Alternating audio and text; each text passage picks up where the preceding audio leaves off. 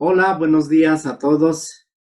La Asociación de Médicos y Enfermeras Nacional les da la más cordial bienvenida a este simposio sabatino que hemos estado desarrollando ya desde hace prácticamente un mes. Hoy el tema es obesidad en la actualidad. Creo que es un tema de suma relevancia en este momento, pues con el confinamiento hemos cambiado nuestras dinámicas y obviamente nuestra manera de alimentarnos. Y creo que para eso, pues la plática que vamos a tener hoy nos va a ayudar mucho, porque precisamente es uno de los temas que hace tiempo a México nos agobia porque tenemos el primer lugar de obesidad en los niños. Y esto debemos de procurar que esto no suceda. Todos sabemos que COVID se ha relacionado mucho con problemas de diabetes, con problemas de hipertensión y ahora, obviamente con problemas de obesidad. Para esto tengo el gusto y el placer de contar con un gran médico. Él es médico internista y amigo de mí prácticamente de toda la vida, apenas como 26 años de conocernos y trabajar juntos. Yo, de verdad, te agradezco infinitamente tu apoyo. Sé que has compartido conmigo muchas cosas, ¿sí? En la vida hemos compartido muchas cosas y sobre todo esto de la capacitación continua para los compañeros médicos y enfermeras. A mí me ha resultado muy favorable ayudar a muchos compañeros a que mejoren su capacidad y obviamente puedan dar un mejor servicio a nuestros pacientes. Nuevamente, Arturo, te agradezco tu participación y adelante. Bienvenido. Muy bien, muchísimas gracias por la invitación, querido Enrique. Realmente para mí es siempre un placer poder estar compartiendo con colegas y con las enfermeras que yo respeto profundamente. De hecho, todos saben que tengo 28 años casado con una, entonces la verdad es que es algo que es muy especial para mí. Si podemos poner mi pantalla, ahí está. Muy bien, pues entonces vamos a entrar en materia. De hecho, son dos archivos diferentes. Vamos a hablar primero de obesidad como enfermedad, también vamos a cerrar un poquito con lo que se refiere al plan de alimentación, y después un segundo archivo con respecto a la actividad física, porque realmente es un tema que yo siempre insisto mucho. Generalmente relacionamos la obesidad con la gestión de Coca-Cola, y esto es por una pésima influencia del gobierno federal que la verdad ha hecho una propaganda malísima, y la verdad es que no, es la obesidad en gran parte se debe a un problema de falta de actividad física, como lo vamos a ver en su momento. Entonces, vamos a hablar de la relación profunda que tiene la obesidad con el síndrome metabólico, porque el síndrome metabólico sigue estando vigente y sigue siendo causa de muchísimos decesos, y va a seguirlo haciendo independientemente de la epidemia que tenemos aquí. Entonces, realmente me gusta empezar con esta cita de una obra de Shakespeare, que dice: tú verás, tengo más carne que otro hombre y por ello más debilidad. Es decir, desde hace muchísimos años ustedes pueden ver que esto es una parte del diálogo del rey Enrique IV, parte 1, acto 3, escena 3, y tiene literalmente siglos. Es decir, el problema de la obesidad ha estado acompañándonos con nosotros mucho tiempo, y realmente es importante recordar que tiene realmente poco tiempo que se le considera una enfermedad, lo cual es verdaderamente sorprendente porque siempre se considera una estética y puede ser muchas cosas menos sexo. Entonces, realmente nosotros, aunque a mucha gente no le gusta admitirlo, tenemos una línea directa con los primates, y la verdad es que nos convertimos en hombres erguidos, y finalmente nos hemos convertido también en seres que tienen proporciones corporales equivocadas, precisamente por la falta de actividad física, y es por eso que debemos estar muy conscientes, no tanto de lo que comemos, sino realmente de lo que hacemos en cuanto a la parte de la actividad física. Entonces, orgullosamente soy profesor del Diplomado de Farmacología Clínica del Departamento de Farmacología de la Facultad de Medicina desde hace más de 20 años, y siempre lo aclaro porque realmente es una parte que me llena mucho de orgullo de poder ser profesor en mi alma mater. Entonces, la obesidad es un exceso de tejido adiposo, esa es la primera cuestión, y esto va a traducir un aumento del peso corporal. Realmente es difícil decir qué es exceso de grasa, pues como todos sabemos, va a haber cambio de acuerdo a la edad, va a haber cambio de acuerdo al género, y otra vez de acuerdo al grado de actividad física. Entonces, teniendo estas consideraciones en cuenta para la correcta definición, la obesidad va a ser todo exceso de tejido adiposo que se acompaña de elevación ponderal, es decir, de peso corporal, y lo más importante, que representa un riesgo para la salud. Es una enfermedad crónica, es una enfermedad incurable. Es decir, un obeso que está en peso no deja de ser obeso. Metabólicamente hablando, es un obeso y por lo tanto tiene que cuidarse toda la vida. Como vemos el día, bueno, se utilizan muchas técnicas y muchos métodos de investigación para poder cuantificar la grasa corporal y muchos de ellos son muy complejos para que los utilizamos en la clínica. Entonces lo que seguimos usando es lo que se llama el índice de masa corporal, también llamado índice de Quetelet, que es el primero que lo describió, y consiste en dividir nuestro peso en kilogramos dividido entre el cuadrado de la talla, lo cual da un valor en metros cuadrados, quiero decir en kilómetros en kilogramos por metro cuadrado. Entonces en los adultos el índice de masa corporal tiene una buena correlación con el contenido de grasa corporal calculado por métodos experimentales y de esta manera no tenemos que recurrir a tablas. Entonces, cuando nosotros tenemos un valor mayor o igual a 25, pero menor o igual a 30, entonces tenemos lo que se llama técnicamente sobrepeso. El sobrepeso implica un aumento en el riesgo, más no al grado de lo que implica cuando estamos en grados de obesidad.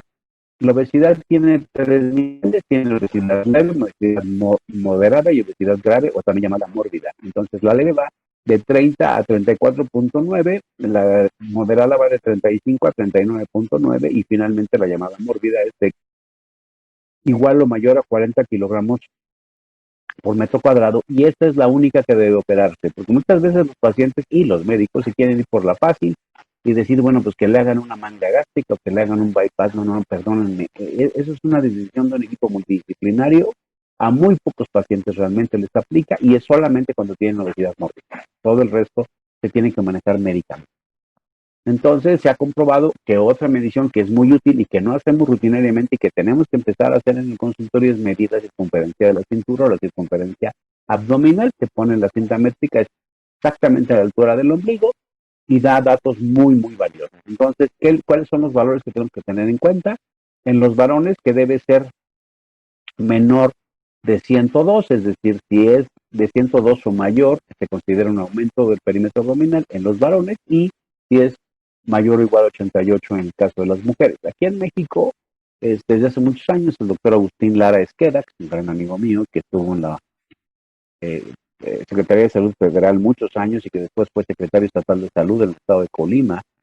Él el responsable del programa del adulto mayor, y él decidió que se cerrara esto a 90 centímetros para ambos géneros porque consideró que era más fácil acordarse de una sola cifra por un lado, y por el otro lado consiguió patrocinio para que le hicieran unas cintas métricas que midieran exactamente 90 centímetros, y el mensaje de la cinta era: si no te alcanzaste a medir la cintura con esta cinta, ve a ver a tu médico. Creo que es una buena campaña, pero en realidad no son 90 centímetros, son 102 y 88 los que nos tenemos que acordar. ¿Por qué es importante lo que estamos diciendo? Porque la obesidad en sí es una enfermedad, pero aparte se asocia con muchísimas comorbilidades. Entonces, es la principal causa de diabetes mellitus tipo 1, y está muy relacionada con la hipertensión arterial esencial, tiene que ver muchísimo con la enfermedad vascular cerebral, con la enfermedad arterial coronaria, con muchísimos tipos de cáncer, incluyendo mama, con cálculos biliares, con artritis u artrosis, con apnea del sueño, con disnea y con trastornos de lípidos, especialmente lo que se llama la dislipidemia aterogénica, es decir, aquella que es más frecuente en México, que se caracteriza por tener moléculas de colesterol de lipoproteínas de baja densidad, pequeñas y densas, que son las más aterogénicas, hipertrigliceridemia y colesterol de lipoproteínas de alta densidad bajo. Ese es muy, muy aterogénico y es responsable de muchísimos eventos. Y por otro lado, evidentemente deteriora en forma directa la calidad de vida, que es algo que tenemos que tener siempre en mente. Aquí tenemos una curva que es muy representativa, tiene muchísimos años, se publicó por el doctor Manson en 1995 y sin embargo sigue siendo vigente. Aquí lo que tenemos es el riesgo relativo. Acuérdense que todos tenemos un riesgo relativo de 1. Entonces, todo aquello que está por debajo de 1 disminuye el riesgo. Todo aquello que está por arriba de 1 aumenta el riesgo. Entonces, aquí tenemos lo que les acabo de decir. Aquí está 25 para sobrepeso y aquí está 30 para obesidad. Y vean cómo el riesgo relativo literalmente de morir por cualquier causa va aumentando conforme aumenta el peso. Si ustedes se fijan, hasta el peso normal tengo el riesgo relativo que tenemos todos, a partir del sobrepeso aumenta. Esto, como lo leo, quiere decir que si estoy en este rango, tengo entre alrededor del 50% más de posibilidad de morir. Sin embargo, cuando yo ya entro en rangos de obesidad, del 50% se va hasta 2,5 veces más. O sea, al cruzar esta línea quiere decir que tengo el doble de riesgo de morir. Llegar aquí es prácticamente tener 2,5 veces más. Es decir, si yo tengo un índice de masa corporal de 36, yo tengo 2,5 veces más probabilidades de morirme por cualquier causa. De hecho, yo acabo de ver un paciente de 49 años con 37 kilos por metro cuadrado, es decir, quedaría todavía por aquí. Y eso querría decir que está en el camino de tener el triple de posibilidad de morirse por cualquier causa simplemente por su peso. Entonces, eso es algo que es muy importante. Aquí están viendo cómo la obesidad aumenta el riesgo de morir, viendo la mortalidad cardiovascular y aquí la mortalidad por cualquier causa. En la línea amarilla los varones, en la línea anaranjada las mujeres. Cuando yo tengo peso normal, mi riesgo relativo es totalmente plano. Cuando yo tengo sobrepeso, empieza a aumentar, pero ven cómo se dispara a partir de los rangos de obesidad y obviamente entre más pesado estoy, más riesgo tengo. O sea, un paciente con obesidad mórbida tiene el triple de riesgo de morir siendo varón y las mujeres alrededor del doble. Cuando yo veo el muerte por cualquier causa, tiene exactamente el mismo compromiso. Si ustedes se fijan, ¿por qué tiene un pequeño aumento aquí? Porque si yo tengo un peso bajo, también no aumenta el riesgo. Si estamos hablando de peso normal, se aplana por completo, aumenta con el sobrepeso también, y después vean cómo se dispara. Y otra vez, por el solo hecho de tener este peso, yo tengo 2,5 veces más probabilidad de morir por cualquier causa y el triple por muerte cardiovascular. Entonces, hay una relación realmente directa entre cuánto peso y riesgo de morir. O sea, es algo verdaderamente serio. Aquí están viendo cómo disminuye la expectativa de vida a partir de los 40 años cuando yo tengo exceso de peso. Son datos del estudio de Birmingham. Y aquí estamos viendo que lo normal es este peso entre 18,5 y 24,9, que serían las columnas en azul. Entonces es contra lo que voy a comparar. Después tengo los sujetos en sobrepeso, que son aquellos entre 25 y 29,9, que están en verde. Y finalmente en amarillo, aquellos que ya tienen franca obesidad, es decir, aquellos que ya tienen 30 kilos por metro cuadrado o más. Entonces vean cómo yo puedo reducir mi expectativa de vida en mujeres no fumadores 3,3 años y si están obesas más de 7 años. Y para los varones son 3,1 años en el caso del sobrepeso y prácticamente 6 años cuando son obesos. Y tomen en cuenta que estamos hablando de no fumadores. Si ustedes tienen un sujeto que no han convencido que deje el cigarro, pues obviamente por nada más por eso tiene un riesgo altísimo. Y hay que recordar que mucha gente se preocupa que les dé cáncer de pulmón.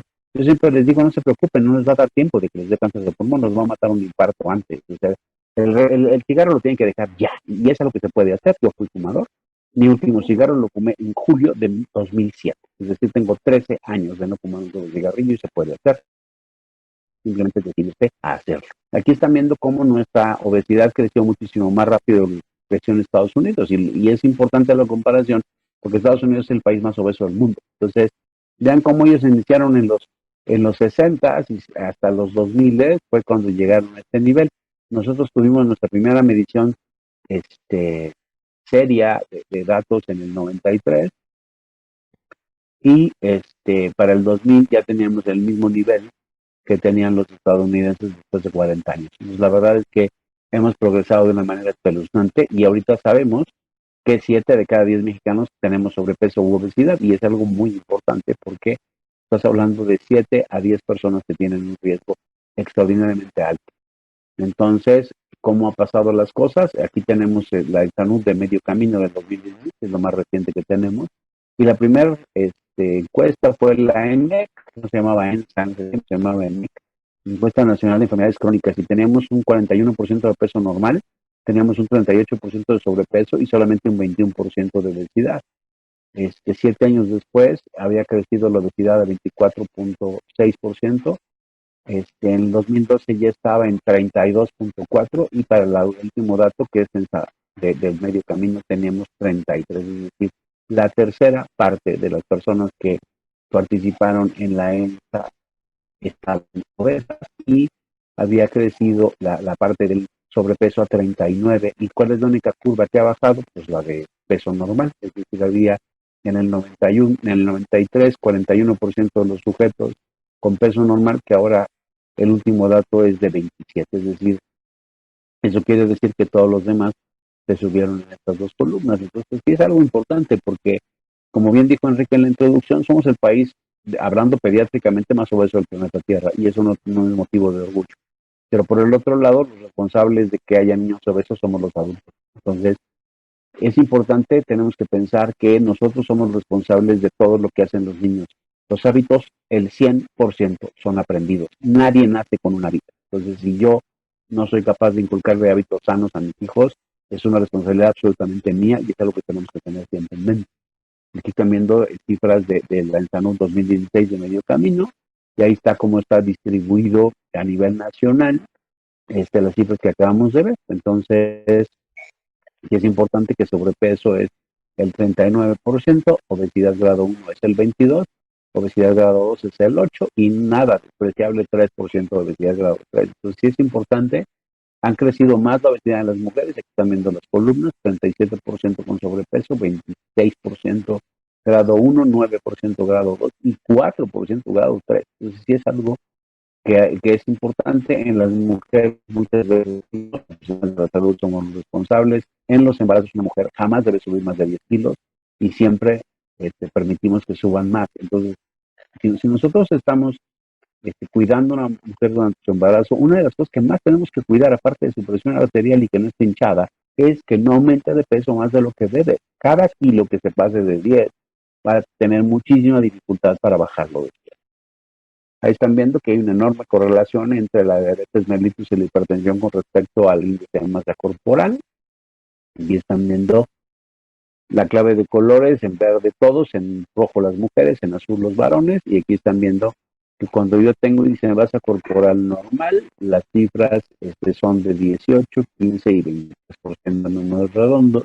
Cuando tengo sobrepeso, aumentan a 27, 21 y 32. Y cuando tengo obesidad, vean los límites. O sea, normalmente puede decir que en México tenemos mucha prevalencia de hipertensión. De hecho, yo soy hipertenso y tomo cuatro antihipertensivos. El 30% de los mexicanos somos hipertensos. Pero vean cómo se sube esto a 41, a 47 y a 36 cuando tenemos problemas de peso. Pues es importante. Y finalmente la diabetes, pues es todavía más evidente cuando yo tengo peso normal, 7.3 de las personas tienen diabetes.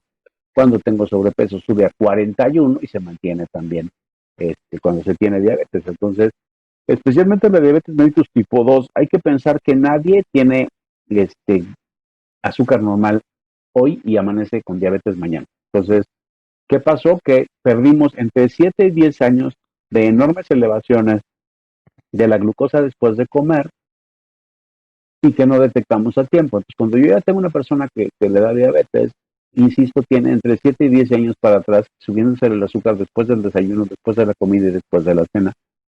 Y no hicimos nada porque ese paciente empezara a caminar. ¿Y por qué lo menciono? Porque hay que recordar que hay estudios que han probado que el caminar 30 a 45 minutos, 4 o 5 veces por semana, disminuye el riesgo de conversión de prediabetes a diabetes 58%. Entonces es algo que tenemos que fomentar literalmente en cada visita.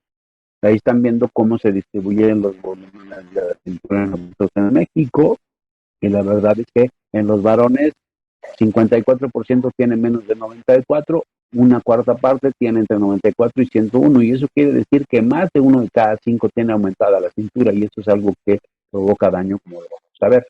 En las mujeres es una curva impresionante, o sea, solamente 19% de las mujeres tienen una cintura de menos de 80, entre 80 y 87 están 21, vean como 61% de las mujeres tienen una cintura por arriba de 88, lo cual las pone en un riesgo enorme de un evento. Entonces es algo que es súper importante. Ahí están viendo la prevalencia de hipertensión y diabetes de acuerdo a la circunferencia de la cintura, tanto en varones como en mujeres, y vean cómo va aumentando la prevalencia de hipertensión conforme va aumentando la cintura, tanto en hombres como en mujeres, y en diabetes es exactamente el mismo comportamiento. Entre más me mide la cintura, más riesgo tengo, independientemente de que sea hombre o mujer. Entonces sí es importante porque estamos viendo que hay datos absolutamente contundentes e incontrovertibles de que si yo tengo mayor peso y sobre todo si tengo mayor cintura, mi riesgo de tener enfermedades crónico-degenerativas es enorme. Y la diabetes, la hipertensión, la obesidad, la dislipidemia, la hiperuricemia no se curan, se controlan. Entonces, si yo no te llevo a metas, no estoy disminuyendo el riesgo de que hagas desenlaces cardiovasculares duros, que hagas un infarto o el miocardio, que hagas un evento vascular cerebral, etc. Ahí tienen esta gráfica, me encanta porque esto es una cuestión muy importante. Aquí lo que están viendo es, a propósito se los puso como con los huecos, consumo de un hueco y aumento de la obesidad. Entonces aquí tenemos la obesidad definida como índice de masa corporal de mayor o igual a 30 y aquí tenemos los 60. Yo nací en 1961, pues esto representa mi vida. Entonces, como fue aumentando el índice de masa corporal, cuando llegó a los 80 se dio un disparo impresionante, llegó a los 2000, desde 2010. Y aquí tenemos una cosa que fue aumentando, y entonces uno diría, pues es que esto rojo seguramente condicionó lo azul. Entonces, si yo les preguntara a ustedes 10 de 10 me dirían que pues están muy equivocados. Eso es consumo de agua embotellada. Entonces, ¿por qué se los pongo? Porque esta gráfica lo que demuestra es que no hay correlación alguna entre que aumente el consumo de algo y aumente el peso de alguien. Eso es absolutamente absurdo, ¿sí? Entonces, si esto es el consumo de agua embotellada, cualquier gente de nuestro glorioso Instituto Nacional de Salud Pública diría que ya no deberíamos tomar agua embotellada porque está directamente correlacionado con la obesidad. Entonces, guarden esa imagen en su cabeza, por favor. El hecho de que haya consumo de algo no implica que eso me engordó, por amor de Dios. Tenemos que quitárnoslo de la cabeza, por favor. Entonces ahí tienen la obesidad abdominal, promueve resistencia a la insulina. Cuando tengo obesidad abdominal presente en moradito, cuando no la tengo en amarillo, ahí vean aquí el tejido adiposo intraabdominal. Hay una diferencia en cuanto a la captación de glucosa, es decir, estamos midiendo literalmente resistencia a la insulina. Aquí están viendo el tejido abdominal subcutáneo, que realmente, a pesar de que no hay tanta correlación con el subcutáneo, la hay desde el punto de vista estadístico, y en el músculo esquelético, bueno, ni se diga, que es donde en mayor grado se mide. Entonces, si un sujeto tiene obesidad abdominal, va a tener resistencia a la insulina a nivel del muscular esquelética, pero también a nivel de su tejido, tanto intraabdominal como subcutáneo. Y este es un esquema que vean desde cuándo se describió. O sea, el doctor Bach lo describió en 1947. Entonces, hay dos tipos de obesidad. Tenemos la obesidad androide y tenemos la obesidad ginecoide. La obesidad ginecoide se distribuye básicamente en las caderas, en los muslos, en las nalgas, y el problema es cuando tenemos obesidad androide, que está básicamente en el perímetro abdominal. Y esto es importante. Esta foto se hizo famosísima. Esta foto la tomó, poca gente lo sabe, mi amigo Agustín Lara Esqueda, a un compañero de él de la Secretaría de Salud en ese momento, que de hecho es cubano. Esa es la panza de un cirujano. Entonces, incluso esto se convirtió en la portada de una revista, nada más que la voltearon, estaba viendo hacia el otro lado y le pusieron un mapamundi encima, pero por eso les da el déjà vu. Aquí lo que está demostrando el doctor es que cuando tú no te la ves, es decir, cuando tú no ves la hebilla de tu cinturón, tienes un problema. O sea, si este sujeto va hacia abajo, no hay manera de que vea la hebilla del cinturón, la hebilla del cinturón está abajo de su panza. Entonces, lo único que está demostrando es dónde se pone la cinta métrica, y aquí están demostrando que yo tengo un aumento de circunferencia en el caso de las mujeres, cuando tengo una circunferencia mayor o igual a 88, en el caso de los varones de 102, y aquí están viendo que esta grasa causa muchísimo daño. La grasa subcutánea no tiene ningún problema, y ahorita lo vamos a ver. Este es un estudio de imagen, de hecho es una tomografía axial computada. Entonces, lo que yo estoy haciendo son cortes entre la cintura y la cadera, y puedo cuantificar cuánta grasa hay mediante un estudio. Entonces, esta es una gráfica bellísima en donde lo que estoy haciendo es lo que se llama la correlación entre cuánto me mide la cintura y cuánto tejido adiposo tengo en centímetros cuadrados, y ven que la relación es prácticamente perfecta. Entonces, entre más me mide la cintura, más tejido visceral adentro tengo, y entonces esto es importantísimo porque esto cuesta 3,500 pesos, una resonancia magnética cuesta 8,000, y yo me puedo llevar la cinta métrica de la máquina de coser de mi mamá, que típicamente está en el cajón superior derecho, nunca la usa, por lo tanto no la va a extrañar, y la empiezo a usar en el consultorio en cada paciente que vea, independientemente de por qué lo estoy explorando. Aquí están viendo, si yo tengo adiposidad visceral, lo que tengo es mayor riesgo de síndrome metabólico. Aquí tenemos no obesos en rosita, baja grasa visceral en verde y alta grasa visceral en amarillo. Aquí están viendo los triglicéridos. Cuando yo tengo pacientes que no son obesos, tienen unos triglicéridos de alrededor de 70. Cuando tengo pacientes con baja grasa, todavía están normales, porque hay que recordar que el corte para triglicéridos es 150. Pero una vez que yo tengo obesidad, mis triglicéridos se van a 227. Y para que ustedes se den una idea de cómo se ven en la clínica real, yo los triglicéridos más altos que había visto habían sido de 800. Luego vi otro paciente que tenía 900. Luego vi otro paciente que de hecho es mi cuñado que tenía 1100. Y acabo de ver esta semana un sujeto con 1200 miligramos por decilitro de triglicéridos. Entonces, pueden aumentar de una manera espectacular. Y siempre que haya aumento de triglicéridos, invariablemente va a haber caída del único colesterol que me protege, que es el colesterol HDL. Si yo tengo peso normal, sin obesidad visceral, tengo un HDL perfectamente protector de 58. Acuérdense que las mujeres debe ser mayor de 55, en los hombres debe ser mayor de 45. Cuando tengo baja grasa visceral, cuando obesidad ya se cayó a 37 y no me sirve ninguno de los géneros. Y vean cómo va aumentando la insulina en ayuno. Cuando yo no tengo grasa visceral, tengo 5.4 microunidades por mililitro, que se va a 13, es decir, es casi el triple cuando tengo obesidad, y se va a 21 cuando tengo alta grasa visceral. Entonces es súper importante porque realmente esto nos está probando que tenemos una relación absolutamente directa de la resistencia a la insulina con el contenido de grasa visceral. Entonces, es un esquema que se ve hace muchos años, eso, lo cual hace extraordinariamente frecuente que tenga un hijo obeso. Entonces, eso sería algo así como la traducción, y es decir, 7 de cada 10 mexicanos tienen sobrepeso u obesidad, y pase apretadamente, porque si van a por los dos, pues tienen huevos de baja. Entonces, ¿qué otra cosa? El cigarro lo tienen que dejar.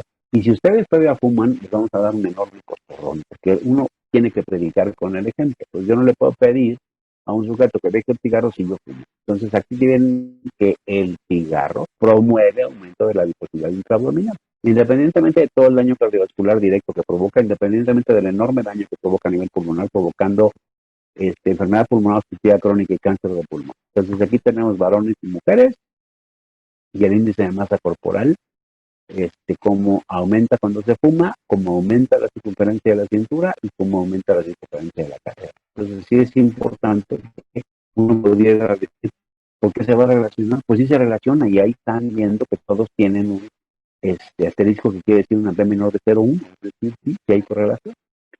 Entonces, necesitamos que, si la obesidad es madre de todos los factores de riesgo, así como la obesidad es madre de todos los vicios, pues tenemos que pensar que sea nuestro blanco terapéutico. Entonces, cuando yo habitualmente hago estar en un marco, entonces yo mejor hubiera tratado las complicaciones, es decir, te hubiera tratado tu diabetes, tu dislipidemia y tu hipertensión. Pero si me voy para atrás, si yo te hubiera quitado esta linda pancita de aquí, yo estaría tratando la causa. Entonces, la verdad es que estamos tardándonos muchísimo. El tratar a un paciente con un infarto agudo del miocardio cuesta cientos de miles de pesos. Bajarte de peso, la verdad es que cuesta unos cuantos pesos. Entonces hay que ser muy conscientes y estar luchando por hacer que los sujetos estén en el peso que deben, en el momento que lo deben hacer. Ahí están viendo el impacto de la reducción del peso sobre la mortalidad. Disminuye 20% la mortalidad por cualquier causa y 30% la mortalidad asociada por diabetes. Esto está escrito desde 1995 y sigue siendo vigente. Si yo bajo de peso, reduce el riesgo cardiovascular, previene diabetes, mejora la presión arterial, disminuye la mortalidad, no solo cardiovascular, sino por cualquier causa, mejora la calidad de vida, mejoran las complicaciones físicas relacionadas a la obesidad, como la falta de aire, el dolor de espalda baja, el dolor articular y la apnea del sueño, que la padecen muchísimos mexicanos. Ahí están viendo que si yo logro bajar 10 kilogramos, la mortalidad disminuye 20, la total 30 la relacionada con la diabetes, y disminuye las muertes de cánceres relacionados por la obesidad. Esos mismos 10 kilos disminuye 50% la glucemia en ayuno. No hay ningún antidiabético que disminuya la glucemia en ayuno al 50%. 10 kilos bajan 10 milímetros de mercurio de sistólica y 20 milímetros de mercurio de diastólica. Muy pocos antihipertensivos son capaces de lograr esto. Los lípidos plasmáticos disminuye 10% el colesterol total, 15% el de lipoproteínas de baja densidad, 30% los triglicéridos y aumenta el colesterol bueno 8%. Los índices de coagulación mejoran la agregabilidad de las plaquetas y mejora la capacidad fibrinolytica, es decir, disminuye el riesgo de que yo haga un trombo que me provoque problema de la circulación coronaria o cerebral. Y finalmente, entre 5 y 10 kilos bajan el dolor lumbar y el dolor de las articulaciones, mejora la función pulmonar, disminuye la falta de aire y hay una reducción de la apnea del sueño. Y por otro lado, la causa número 1 de infertilidad en México es histórica, que está relacionada profundamente con resistencia a la insulina. Cuando yo logro bajar más del 5% de mi peso basal, nada más por eso mejora la función de los ovarios y puede tener un bebé en brazos a casa, que es como se mide en una mujer infértil. Entonces, hay un impacto indudable de la reducción de peso sobre todos los factores de riesgo. La literatura sugiere que la pérdida moderada de peso intencional, siempre que se baja de peso debe ser a propósito, disminuye el índice de mortalidad relacionado con problemas de la salud que se asocian con la obesidad en los pacientes, aun cuando no se alcance el peso ideal. Esto es, perdón, esto es súper importante porque la gente cree que yo tengo que llevar a la persona a su peso ideal, es decir, al peso que debería tener en relación a su estatura, y eso no es cierto. Yo tengo que bajar entre el 5 y el 10% de mi peso basal. Entonces, si tengo un sujeto que pesa 80 kilos, lo quiero bajar entre 4 y 8. Eso es lo que quiero. Claro que entre más baje mejor, pero lo que yo necesito es entre el 5 y el 10%, y ahorita van a ver la evidencia. Entonces, aquí tienen que una pérdida de medio kilo a poquito menos de 9, disminuye 20% la mortalidad por cualquier causa, disminuye 10% la enfermedad vascular cerebral, disminuye 40% la mortalidad relacionada con el cáncer, disminuye más del 50% la mortalidad relacionada con los cánceres relacionados a la obesidad, y las condiciones relacionadas con la obesidad disminuyen más del 40%. Entonces, es muy evidente que yo no necesito llegar a mi peso ideal. Si ustedes ven, son pérdidas muy modestas de peso.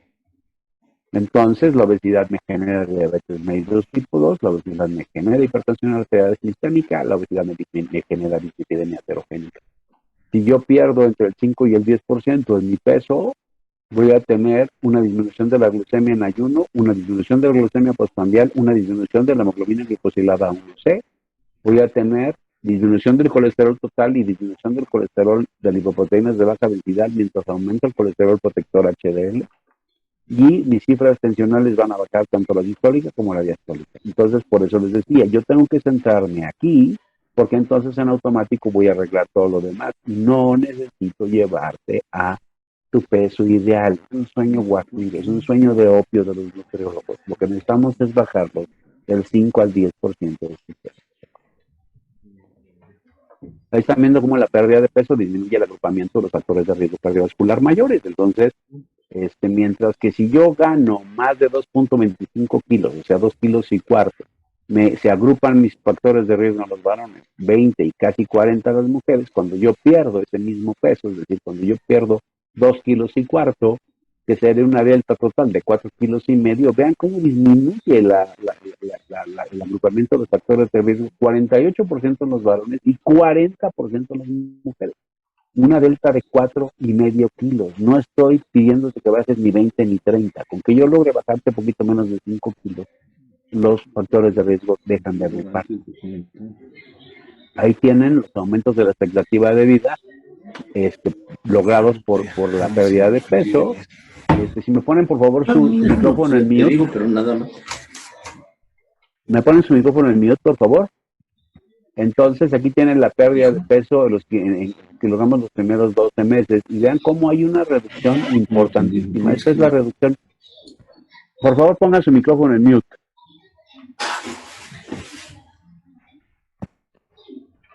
Tenemos una reducción muy importante, un aumento de la supervivencia. Esta es el promedio y estos son los intervalos de confianza vean cómo la pérdida de peso logrado en 16 meses me está reduciendo mi índice de mortalidad completamente ajustado y lo puede hacer casi 16% cuando yo logro perder 16 kilos en 12 meses, que es perfectamente alcanzable. Entonces, ¿cómo tratamos la obesidad? Entonces todo el mundo diría, pues con dieta. No, es que de entrada vamos usando nuestro vocabulario. Dieta es lo que se come un ser humano en 24 horas, así que todos hacemos dieta.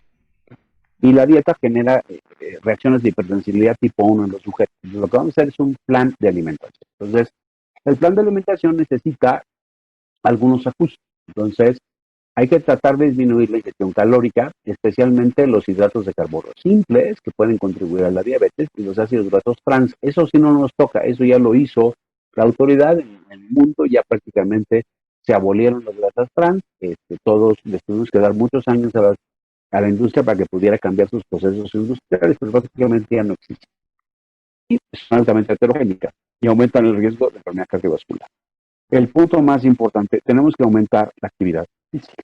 Y, aunque ustedes no lo crean, dormir más.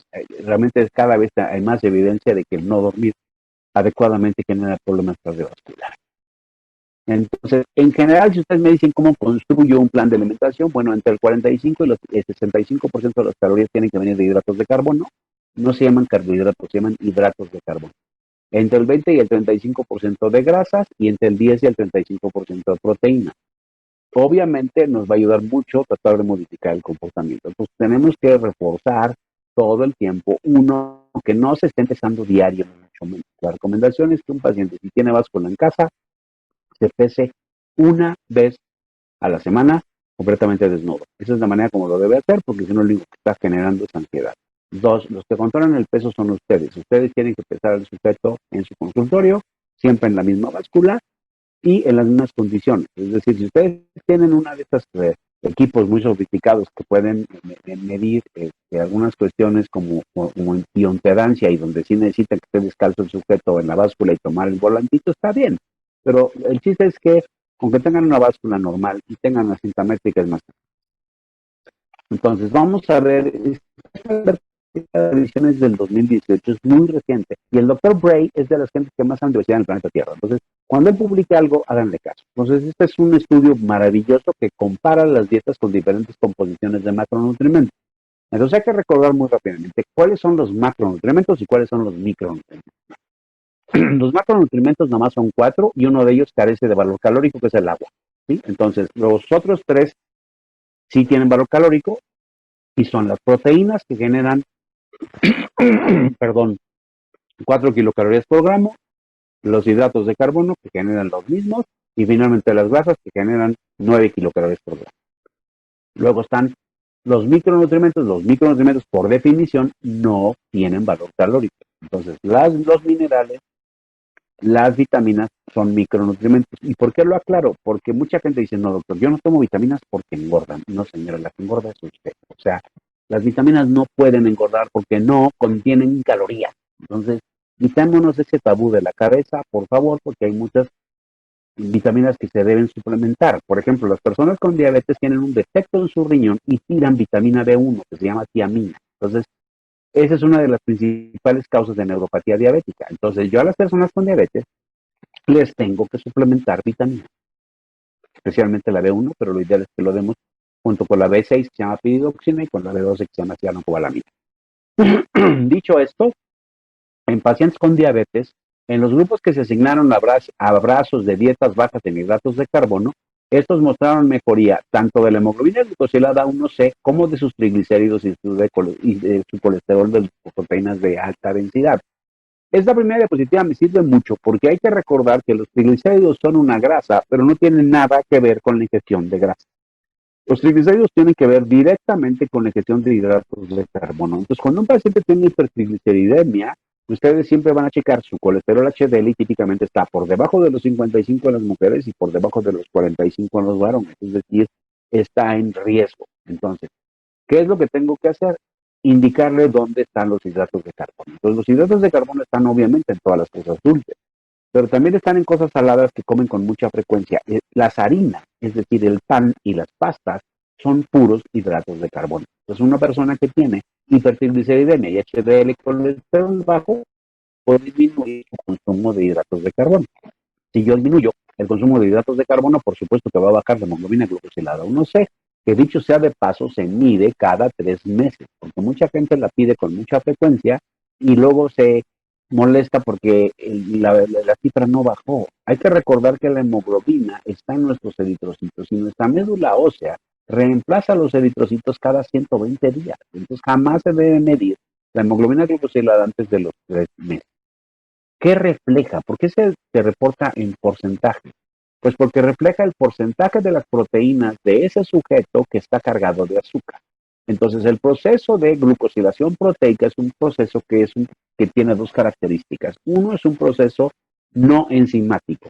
Segundo y más importante, es un proceso irreversible, de tal manera que una proteína que ya se glucosiló no se puede desglucosilar. Entonces, si yo tengo cierto porcentaje de mis proteínas, lo voy a reflejar sí en mi hemoglobina, pero es el 5%, o sea, por ejemplo, los que no tenemos diabetes, el 5% máximo de nuestra proteína está glucosilado. Entonces, eso quiere decir que máximo el 5% de nuestros anticuerpos, de nuestros receptores hormonales, de nuestras enzimas, etcétera, está cargado de azúcar. ¿Por qué lo miden la hemoglobina? Pues porque está al alcance de una venopunción, pero refleja, insisto, el porcentaje de las proteínas totales, incluyendo las constitutivas de ese sujeto que está cargado de azúcar.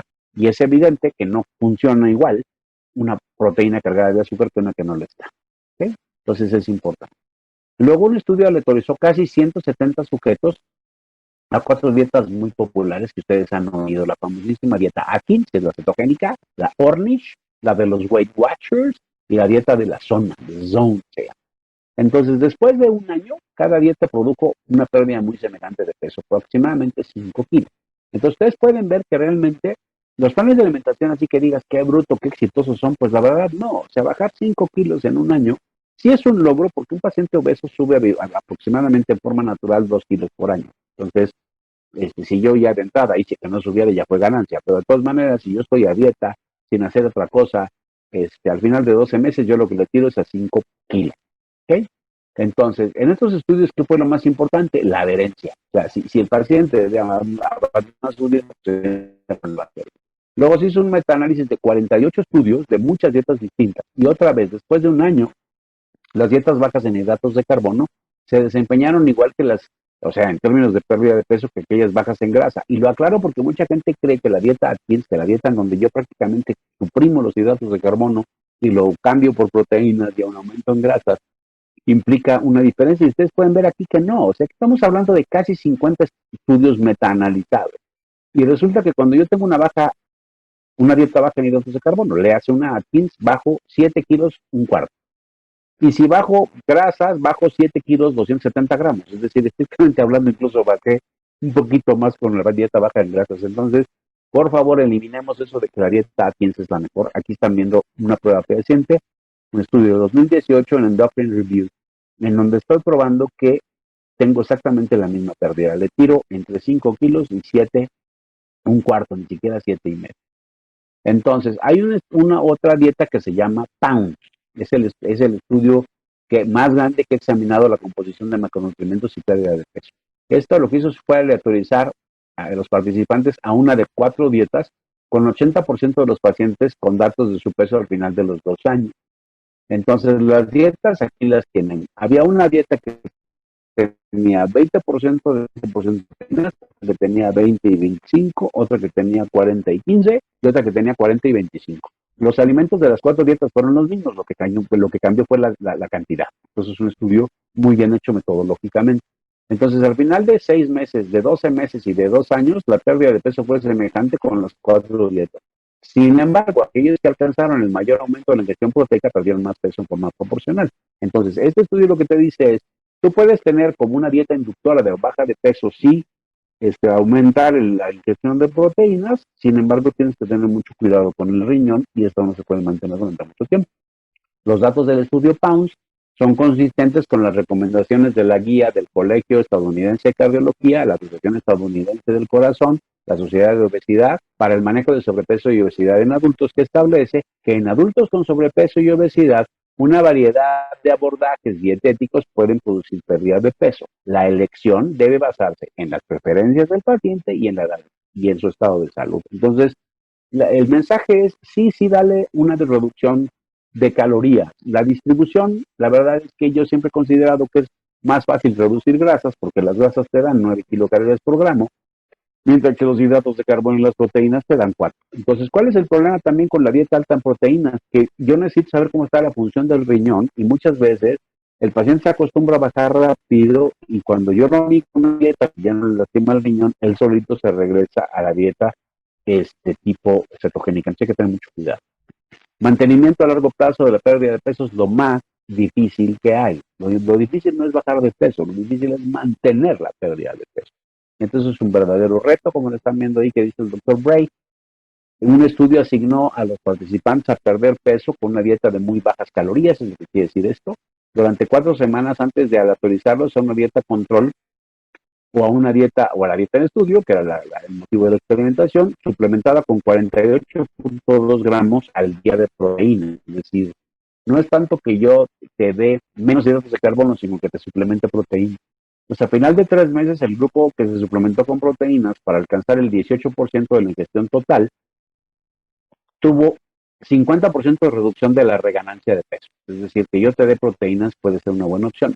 Datos del Women's Health Initiative indica que puede ser de valor disminuir la ingestión dietética de grasas en el mantenimiento a largo plazo de la pérdida de peso. Entonces tenemos 2 sopas aquí, o te suplemento proteínas o te doy una dieta baja en grasa. Entonces es difícil en México bajar hidratos de carbono en la dieta, pero quizás bajar grasas no es tan difícil. Entonces es una buena opción para mantenimiento de peso.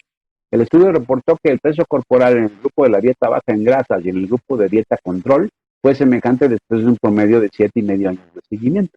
Sin embargo, aquellos que se mantuvieron en la quintila más baja de ingestión de grasas fueron 1.5 kilos más ligeros en la quintila más alta, es decir, aquellos que consumieron más grasa y que tuvieron 0.8 kilogramos más peso, es decir, tuvieron más de 2.3 kilos de diferencia. Entonces sí vale la pena que yo te esté monitorizando las grasas y que te enseñe cuáles son las grasas buenas y cuáles no son buenas. Un metaanálisis reciente indicó que los efectos a largo plazo de las dietas bajas en grasa en el peso corporal dependen de la intensidad de la intervención del grupo de comparación. Entonces, también depende cómo te estoy comparando y qué tanta galleta le echan de la comparación. Cuando se comparan diferentes intervenciones en la dieta de similar intensidad, la evidencia en estudios aleatorizados y controlados no apoyan a alguna intervención dietética en particular. Entonces, esta diapositiva me gusta mucho porque la gente se clava con que cierto tipo de dieta es mejor que otra. Discúlpame, pero no. O sea, la evidencia lo que te dice es bájale a las calorías y la distribución, como dicen en inglés, es up to you. Si tú quieres bajarle grasas, bájale grasas. Si le quieres suplementar proteínas, supleméntaselas. Pero hay que recordar que necesitamos comer proteína. Últimamente está muy de moda ser veggie, vegano, vegetariano y todas esas tonterías. Los seres humanos somos omnívoros, por favor. Necesitamos comer proteínas de alto valor biológico. Y el prototipo de la proteína de alto valor biológico es la clara del huevo. Entonces, estar equivocados, que el colesterol no tiene nada que ver con la yema del huevo. Comamos huevo, por favor. Ya está súper comprobado. Ahí está lo que se llama el National Weight Control Registry, que identifica estrategias adicionales para mantener la pérdida de peso. ¿Qué es lo que incluyen? Obviamente mayores niveles de actividad física. Es decir, la recomendación de la OMS son 150 minutos a la semana. Vean cómo si yo lo aumento a 225, a 300, voy a mantener mi pérdida de peso. Una dieta baja, tanto en calorías como en grasas, que fuera alrededor de 1.200 a 1.300 kilocalorías al día en el caso de las damas, y pesarse formalmente. Si yo no me peso, ¿cómo sé cómo está mi peso? Entonces ahí vean cómo se puede estar pesando una vez a la semana y eso es suficiente para que yo esté viendo cómo va mi peso. Entonces, la predicción sobre la ganancia de peso también se relaciona con la capacidad para metabolizar hidratos de carbono. Durante un periodo de seguimiento de 4 años, ganaron menor grasa los sujetos con mayor balance positivo de hidratos de carbono al día 15, aquellos inactivos y que consumían dietas isocalóricas altas en hidratos de carbono. Entonces, aquí realmente los sujetos no es recomendable que sean inactivos, pero por otro lado, pueden consumir dietas isocalóricas, es decir, ni siquiera están con una dieta hipocalórica, pero sí alta en hidratos de carbono, lo cual contradice que yo voy a tener que prescindir de los hidratos de carbono, pero también depende del estado metabólico del sujeto. Si el sujeto tiene hipertrigliceridemia, pues evidentemente no puedo darle esta dieta. Entonces aquí acaba la primera, este, la primera parte, estamos exactamente en tiempo, fueron 45 minutos, y ahorita lo que vamos a hacer es pasar a la parte de la actividad física, donde realmente es una cuestión importante que,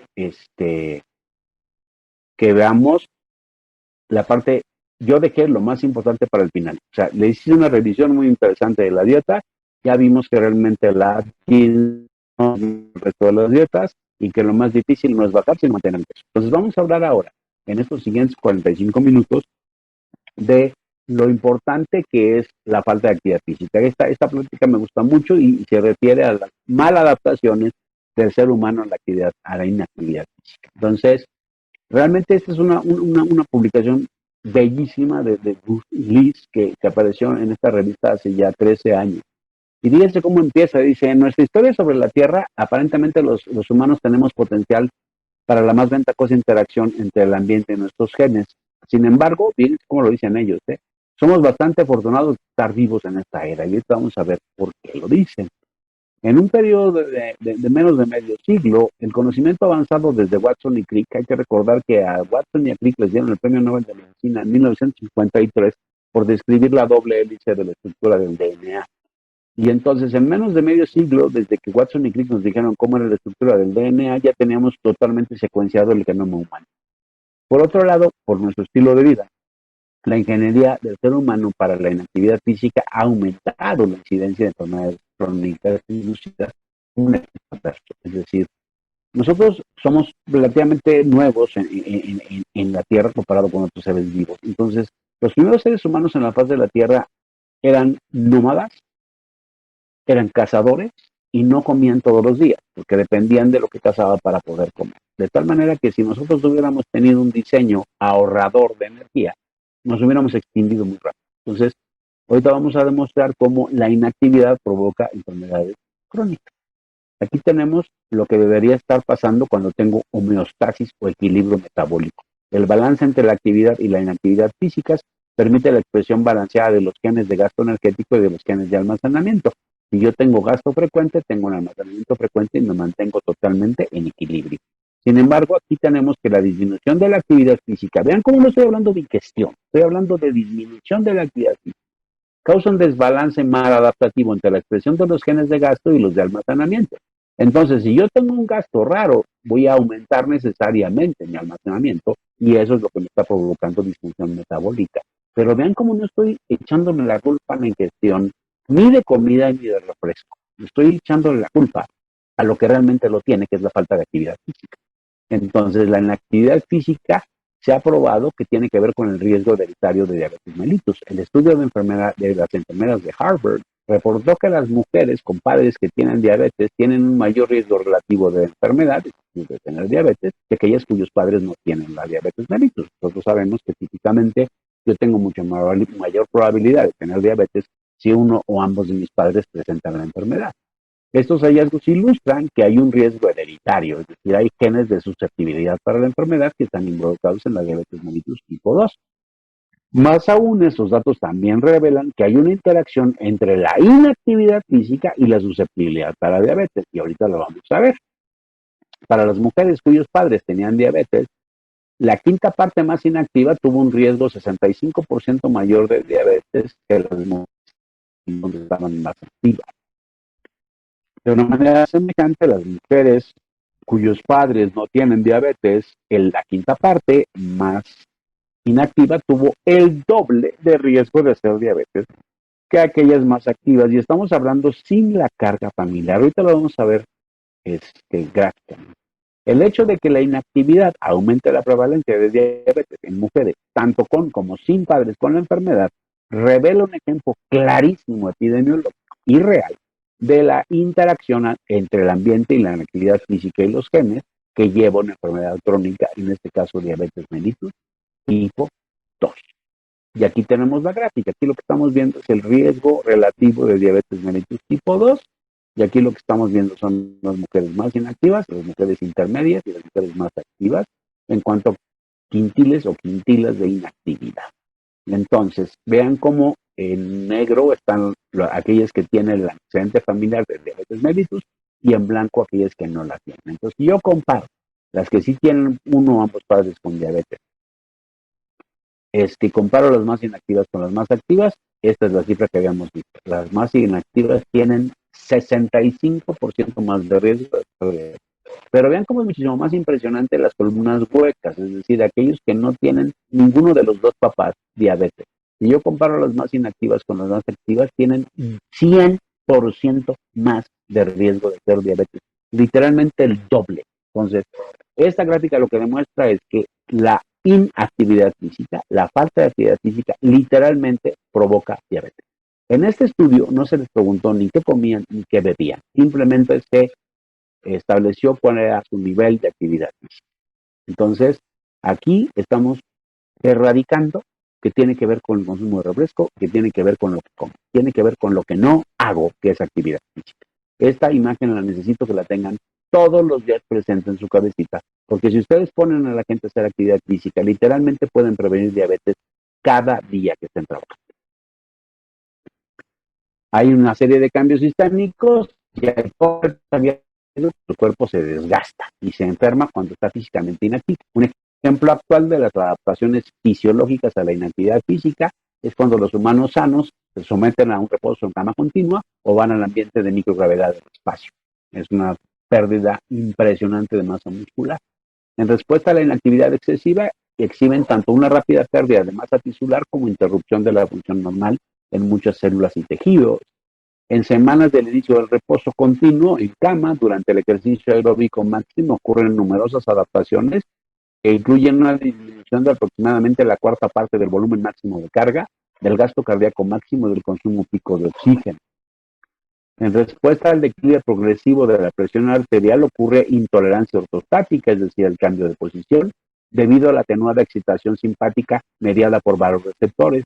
Vean esto, los huesos pierden masa 10 veces por arriba de lo que normalmente la pierden y los músculos esqueléticos se debilitan con menor resistencia a los esfuerzos físicos, incluso ligeros. Además, las vías metabólicas se adaptan a la inactividad, disminuyendo la concentración mitocondrial como la capacidad de oxidar ácidos grasos en el músculo esquelético. Dentro de los primeros 3 días de inactividad, va a disminuir la sensibilidad a la insulina corporal total, tanto en el reposo en cama como en los individuos activos que suspenden el ejercicio diario. Va a venir constipación o estreñimiento. Los individuos susceptibles dentro de un marco temporal tan corto como un vuelo internacional puede ocurrir trombosis venosa profunda con posible tromboembolismo pulmonar. De hecho, un gran amigo mío, que en paz descanse, un cardiólogo brillantísimo de Durango, falleció de una tromboembolia pulmonar después de un viaje transatlántico. En resumen, las adaptaciones corporales a la inactividad física resultan en pérdida de muchos procesos, tanto estructurales como funcionales o fisiológicos, que con frecuencia van a llevar a condiciones patológicas, en algunos casos amenazantes para la vida. La falta de actividad física literalmente pone en riesgo la vida. La actividad física no es simplemente un lado de la ecuación del balance energético. De hecho, independientemente del balance energético, la actividad física va a interactuar con una gran cantidad de funciones metabólicas que se relacionan con la salud.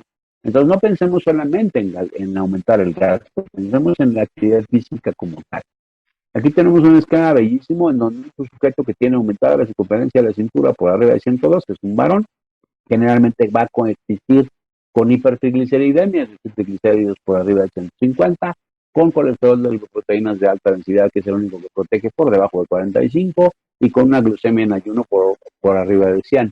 Hay que recordar que se cambiaron los criterios diagnósticos de diabetes desde 1997 y una glucemia en ayuno debe ser siempre menor de 100.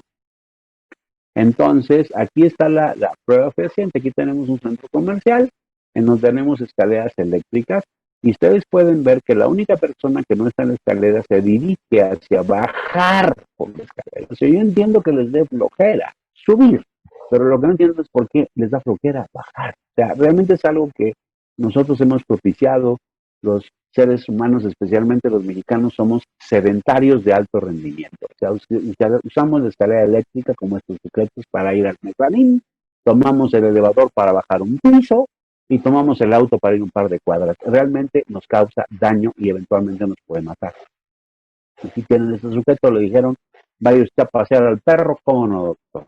Entonces él agarra, se trepa al coche y pasea al perro. O sea, se trata de que tú pases al perro, no de que te subas en algo para que el perro camine. Entonces vamos a definir actividad física. La definición de actividad física la dio Russell en una publicación en el JAMA hace muchísimos años, 1995. Y es cualquier movimiento corporal producido por músculo esquelético que da como resultado gasto energético. Eso es actividad. ¿Vale? Ahí tienen una mujer que está haciendo actividad física y demostrando que no tengo que ir a un gimnasio, ni tengo que pagar una membresía, ni nada.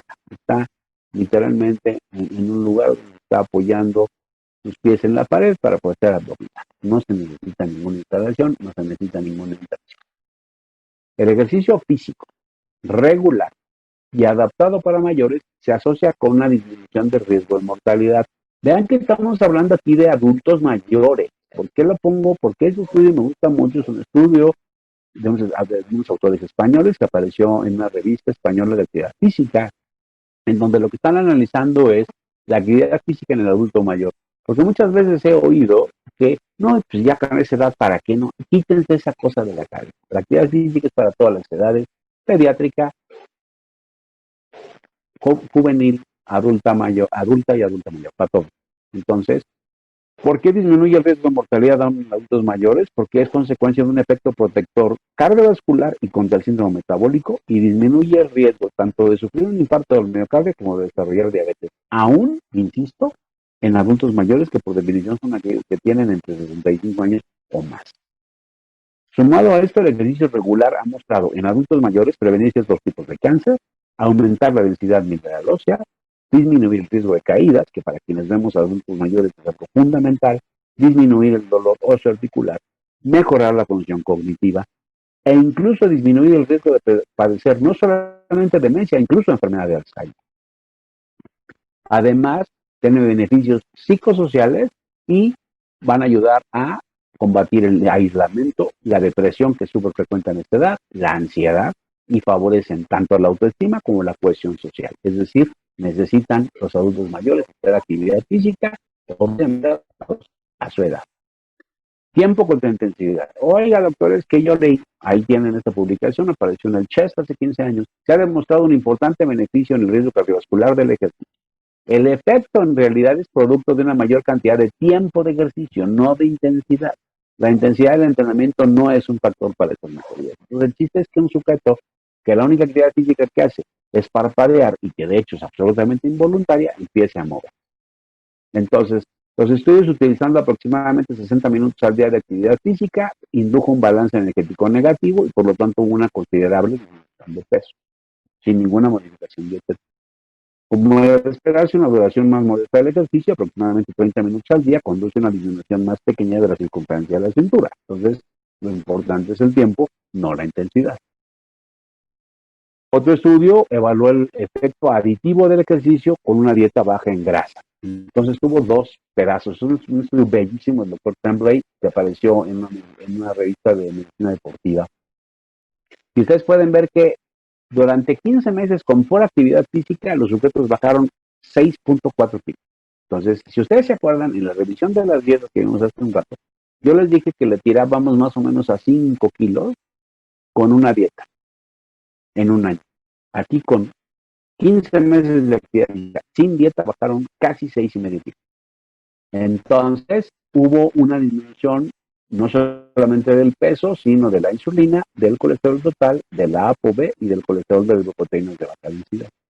Entonces, ¿qué fue lo que hicieron? Ya que estaban en ese plan, entonces sí les agregaron la dieta. Entonces, al final del día bajaron 11 kilogramos. Entonces, nosotros habíamos dicho en el estudio más largo que se había hecho que después de un año lo que le tiraba era 7 kilos y cuarto, ¿se acuerdan? Bueno, aquí estamos hablando de 11 kilos. Las pacientes seguían en sobrepeso, pero sus glucosas e insulina plasmáticas durante la curva de tolerancia a la glucosa oral eran esencialmente semejantes a los valores en una muestra de mujeres no obesas. En mujeres obesas, aún permaneciendo mayor la adiposidad que en las pacientes de peso normal, esos resultados indican que el ejercicio aeróbico y una dieta baja en grasas pueden normalizar su perfil metabólico. Entonces no necesito bajarlas a su peso ideal. Y aquí tienen la curva que están viendo, la glucosa plasmática. Y entonces, aquí tenemos cómo estaban estas mujeres al inicio. Entonces vean cómo tenían una glucosa plasmática basal de 100 y les daban la carga de 70 gramos de glucosa anhidra y llegaban a más de 160 y después de 180 minutos quedaban alrededor de 120. Esta curva es ellas mismas, 2 años y medio después, es decir, después de los meses de pura actividad física más seguir con la actividad física y llegar a una dieta baja en grasa. Vean cómo su glucosa bajó de 100 a menos de 80. Después de comer no llega a 120 cuando rebasaba los 160 y después del ejercicio está en menos de 100 cuando había quedado prácticamente 120. Para que se den una idea de lo que esto implica, la línea verde son las mujeres no obesas que sirvieron de control. Entonces yo lo que estoy demostrando es que la actividad física genera lo que se llama memoria metabólica. Entonces, no solamente me sirve cuando lo hago, sino me sirve después, porque esto fue 2 años y medio. Y vean cómo tengo un comportamiento y mucho más semejante al control que lo que tenía al inicio. Y esto correlaciona con cómo se ve la curva de insulina en mini unidades internacionales. Vean cómo yo tenía un valor de alrededor de 10, después de comer llego a los 100 y acabo por arriba de 40. Cuando hago mi plan que incluye actividad física, yo lo que tengo es un comportamiento idéntico al del control, donde tengo un valor basal muchísimo más bajo, no llego ni a 50 cuando rebasaba los 100 y me quedo alrededor de 20 cuando el control está más o menos por ahí. Entonces, esta es la prueba fehaciente de que la actividad física es mucho, muy superior a hacer una dieta. Otro estudio, famosísimo estudio del doctor Jaakko Tuomila, el estudio finlandés de prevención de diabetes, se asignaron 522 sujetos de mediana edad que tenían sobrepeso e intolerancia a la glucosa a un grupo de intervención, un grupo control. 172 varones, 350 mujeres, un edad promedio de 55, con un índice de masa corporal que estaba en obesidad franca, 31 kilogramos por metro cuadrado. Cada sujeto en el grupo de intervención recibió asesoría individualizada respecto a bajar de peso, disminuir la ingestión de grasas tanto total como saturada, aumentar la ingestión de fibra y aumentar la actividad física. La cantidad promedio de pérdida de peso entre la línea basal y el final del primer año fue de 4.2 contra 0.8 kilos, intervención contra control. Al segundo año, 3,5 contra 0.8, con una P altamente significativa. Después de 4 años, la incidencia acumulada de diabetes fue de 11% en el grupo de intervención y 23% en el grupo control, de tal manera que durante el estudio el grupo de intervención disminuyó su riesgo de conversión de intolerancia a la glucosa a diabetes mellitus 58%, con una P que tiene 2 ceros antes del primer dígito, es decir, extraordinariamente significativa. Aquí lo tienen en la curva, es una curva de Kaplan y Mayer. Aquí está todo el mundo con intolerancia sin diabetes. Cada escalón hacia abajo es una conversión de prediabetes a diabetes. Aquí están viendo los años de estudio y cómo hay una disminución del 58% comiendo más fibra y caminando 30 a 45 minutos 4 o 5 veces por semana. De hecho, los famosos 150 minutos a la semana de la OMS provienen de este estudio del DSP que vamos a ver ahora. Entonces, la disminución de la incidencia de diabetes se asocia directamente con los cambios en el estilo de vida. Por lo tanto, Jaakko Tuomila y sus colaboradores concluyen que en sujetos de alto riesgo se puede prevenir diabetes mediante cambios en el estilo de vida. Luego está el famoso DPP. DPP quiere decir Diabetes Prevention Program. Entonces, hubo una disminución de la incidencia de diabetes con una intervención en el estilo de vida o con la administración de metformina. Entonces, lo que hicieron fue asignar en forma aleatoria 3.234 personas sin diabetes que tenían glucemia tanto aumentada en el ayuno como poscarga a placebo o metformina 850 miligramos cada 12 horas o un programa de modificación del estilo de vida con la meta de pérdida de peso de 7% del peso basal y la actividad física mayor o igual a 150 minutos por semana, es decir, basados en los datos que les acabo de presentar de Jaakko Tuomila. En el estudio finlandés bajaron 7% su peso basal. Yo hace un rato les dije, ¿cuánto tenemos que bajar a los sujetos? Entre el 5 y el 10, y misteriosamente 7 está entre 5 y 10. Después de un seguimiento promedio de 2.8 años, la incidencia de diabetes fue de 11 en el grupo placebo, 7.8 en el grupo metformina y 4.8 en el grupo de estilo de vida por cada 100 personas año. Cuando se compararon con placebo, la intervención en el estilo de vida disminuyó 58%, la metformina 31% y la intervención en el estilo de vida fue significativamente más efectiva que la metformina. Para prevenir un caso de diabetes durante un periodo de 3 años, tendrían que participar 7 personas en un programa de estilo de vida y tendrían que tomar metformina 14. Es decir, es muchísimo más costo efectivo hacer que la gente camine a que tome un medicamento que aparte puede tener efectos secundarios. Aquí tienen la curva de Kaplan y Mayer. Aquí en lugar de empezar abajo, arriba y ir hacia abajo, aquí empieza abajo y va hacia arriba. Esta es la historia natural. Esta es la metformina y este es el estilo de vida. Le hace caminar 30 a 45 minutos, 4 o 5 veces por semana y hay una reducción del 58%. Entonces tenemos 2 estudios con el océano Atlántico en medio, con genéticas completamente diferentes, con dietas que no se parecen absolutamente nada y el resultado es idéntico. Es muy raro tener un fenómeno biológico que se repita y ahí lo tienen. Es universal y de física que viene de la. Los que concluyen, el doctor Naus, que es la cabeza del Diabetes Prevention Program, en personas de alto riesgo, tanto los cambios en el estilo de vida como el tratamiento con metformina disminuyen la incidencia de diabetes, pero la intervención en el estilo de vida fue más efectivo que la metformina. Y aquí están viendo que se hizo un seguimiento después, y aquí están viendo determinar tanto la seguridad como la eficacia de alterar la relación en hidratos de carbono y proteínas en dietas bajas en energía, junto con un programa popular de ejercicio en mujeres obesas. Es un estudio bellísimo que se publicó en 2009. Es un estudio clínico de intervención prospectivo pareado para evaluar la eficacia de varias relaciones de inyección de hidratos de carbono, proteínas, junto con un programa de ejercicio regular. Participaron 161 mujeres premenopáusicas que eran sedentarias y obesas, con una edad promedio de 38,5 años, con un peso de 94 kilogramos y una estatura de 1,74, es decir, con un índice de masa corporal de 35 kilos por metro cuadrado y con un porcentaje de grasa corporal altísimo de prácticamente 44. Las participantes se asignaron ya sea a un grupo control sin ejercicio en dieta, a un grupo de ejercicio sin dieta o a uno de 4 grupos más ejercicios tratados con kilocalorías, porcentajes de hidratos de carbono, proteínas y grasas. Aquí están los 4 grupos.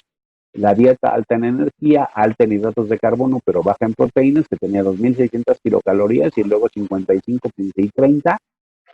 Hidratos de carbono, proteínas y grasas. Dieta muy baja en hidratos de carbono, alta en proteínas. Esto quiere decir very low carbohydrate, high protein.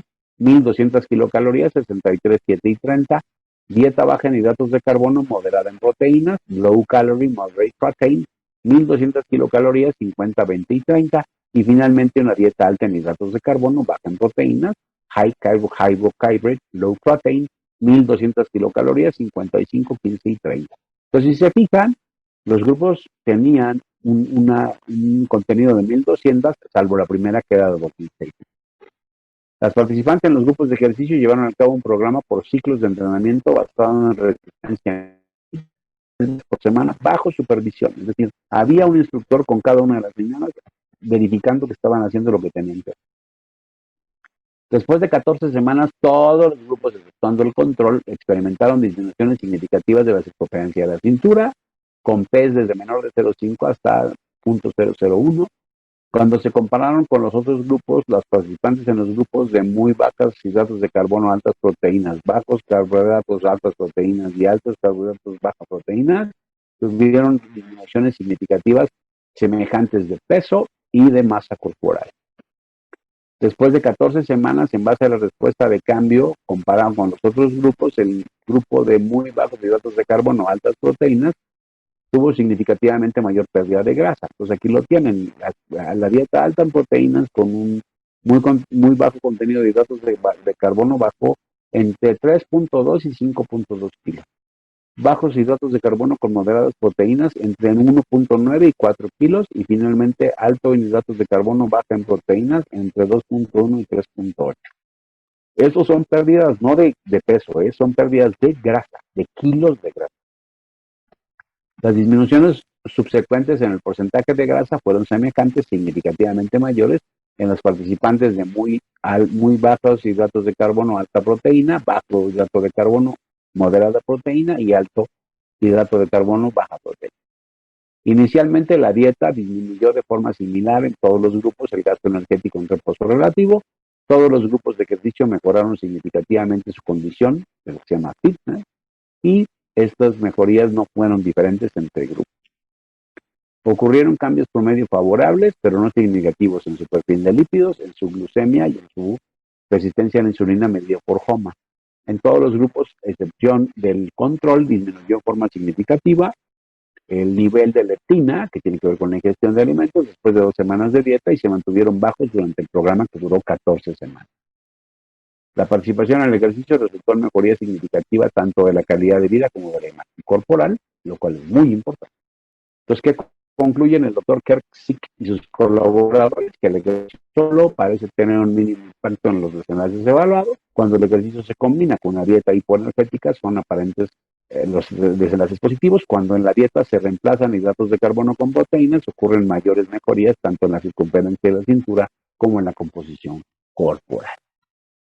En todos los grupos de dieta, la pérdida de peso fue a expensas de grasa, que es como debe ser, y estimuló mejorías en los marcadores de riesgo de enfermedad cardiovascular, en composición corporal, en gasto energético y en los parámetros psicosociales evaluados, que es muy importante.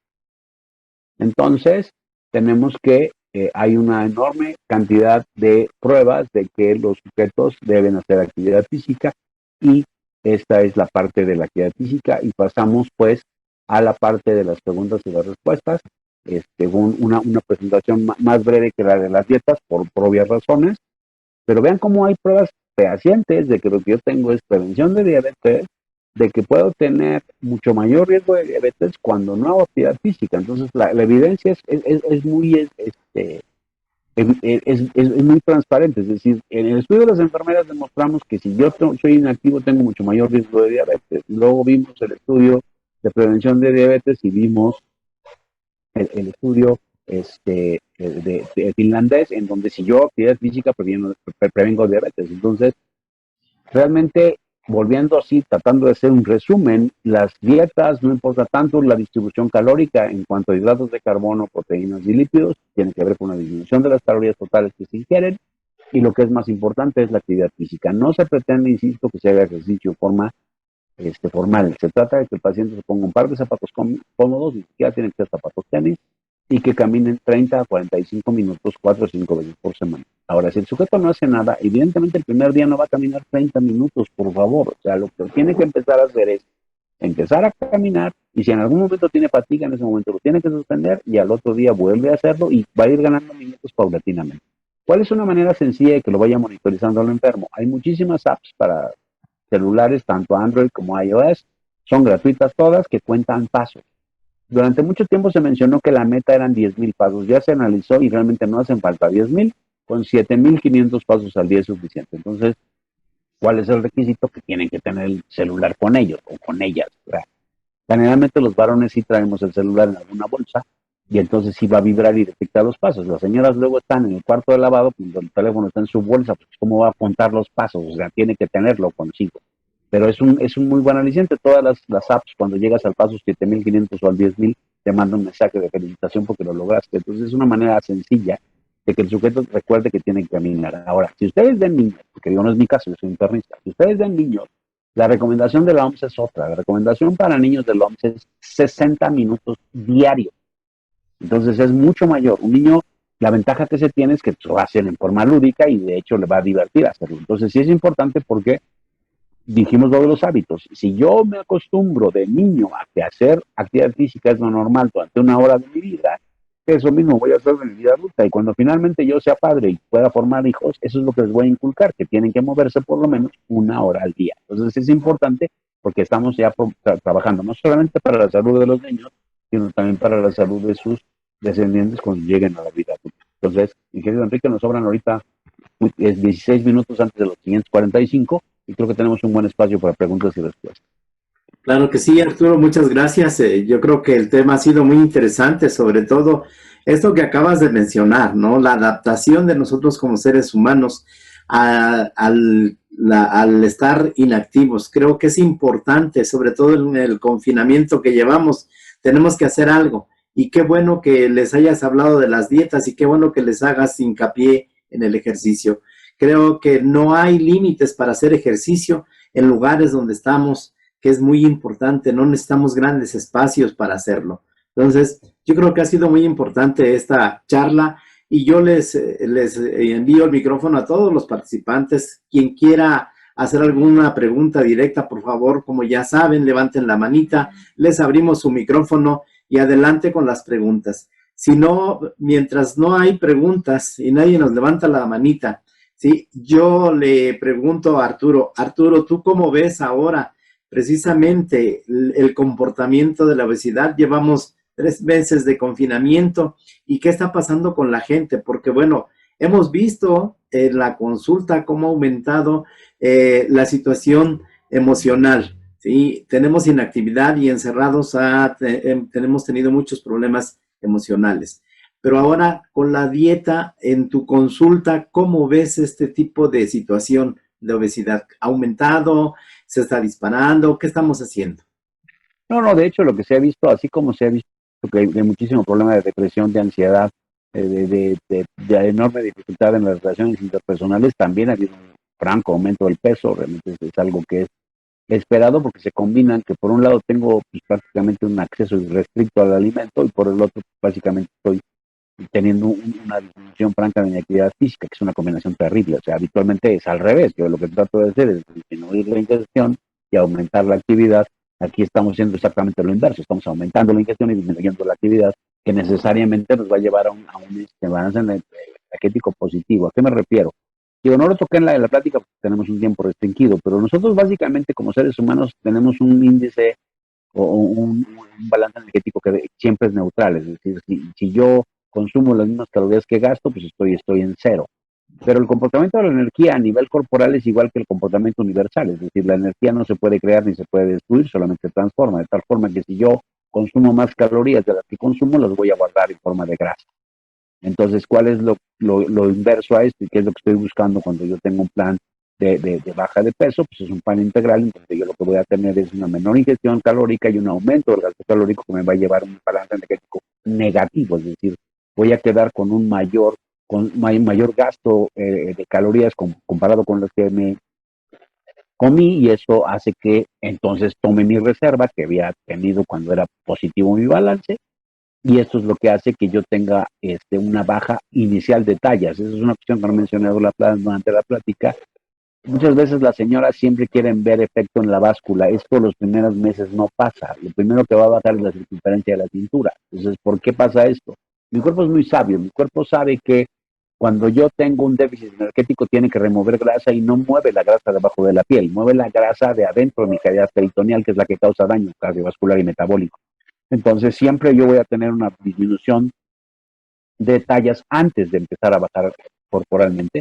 Y eso es lo que debe ser. O sea, la baja de peso para que sea benéfica para la salud tiene que ser intencional y tiene que ser expensas de grasa. Cuando yo bajo de peso inintencionalmente, es decir, sin buscarlo, y no es expensas de grasa, eso siempre es anormal. Y básicamente que habría que pensar, por ejemplo, en el cáncer. Lo que necesitamos buscar o propiciar es disminución de la circunferencia de la cintura. No tengo que hacer un estudio de bioimpedancia, no tengo que hacer un estudio de imagen, y que yo tenga disminución de los centímetros lo noto. Y de hecho el paciente lo dice, o sea, doctores, que yo había estado corriendo el cinturón hasta el último hoyito y ahorita ya voy de regreso. Pues claro, es que lo que estás haciendo es ser exitoso en tu pérdida de peso. Lo primero que haces es remover grasa. Entonces, lo que hay que hacer es actividad física en casa. Digo, yo siempre les digo que ahorita con el confinamiento lo ideal es una bicicleta estática. Si la tienen, pues hay que montarse en ella. Y yo lo que siempre les digo es, no estén viendo el reloj porque se van a aburrir. O sea, lo que ustedes tienen que hacer es ponerse a leer mientras están pedaleando. Muchas veces me dicen, doctores, que con qué mano agarro el manubrio. Y yo le digo, una bicicleta estática, usted ni va a dar vuelta ni va a atropellar a alguien. O sea, usted está en una bicicleta estática, no va a hacer más que pedalear. Entonces, puede tener un libro, puede tener una revista, puede tener el periódico y estar leyendo. Si finalmente no quiere leer, hay que colocar la bicicleta estática enfrente de la televisión. O sea, ningún programa dura menos de media hora, de tal manera que yo estoy viendo la tele mientras pedaleo y eso hace que sea muchísimo más fácil. Realmente cuando se acostumbran a hacerlo, de hecho ya solitos ellos van y se montan en su bici, y es algo que es agradable, es algo que se hace que se sienta muy bien, protege cardiovascularmente, de hecho es parte de un programa de lo que se llama rehabilitación cardíaca, cuando un paciente tiene angina inestable, infarto o miocardio, etcétera, es algo que rutinariamente debe hacer. Entonces, si tienen un lugar cercano, pónganse sus cubrebocas, váyanse a caminar, si tienen mascotas, pasen a las mascotas, nomás lleven sus bolsitas para las heces, por favor, y también fomenta esto comunicación familiar. O sea, no es lo mismo que yo esté peleando con mi marido, estamos encerrados en un departamento de 60 kilómetros de metros cuadrados, pero sí puedo ir a caminar con él o con ella y estar hablando de lo que pasó en el día. Entonces, los que estamos haciendo home office, pues estamos enfrente del monitor de la computadora muchas horas. Yo sigo yendo al consultorio rutinariamente.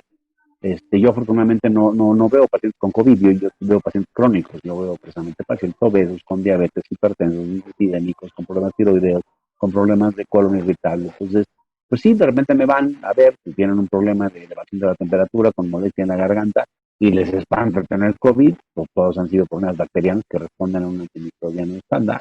Pero digo, en general, sí debemos empezar a aprovechar. Y les digo, si realmente quieren evitar que haya mucha gente, que está bien, lo ideal es que haya por lo menos 1 metro entre personas, siempre traigan su cubrebocas y hay muchos horarios distintos en donde yo puedo ver donde haya poca gente y sí aprovechar para caminar.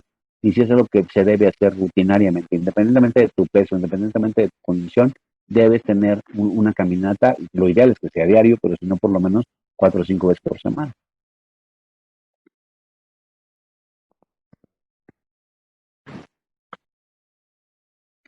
No sé, alguna pregunta de nuestros colegas o de las enfermeras.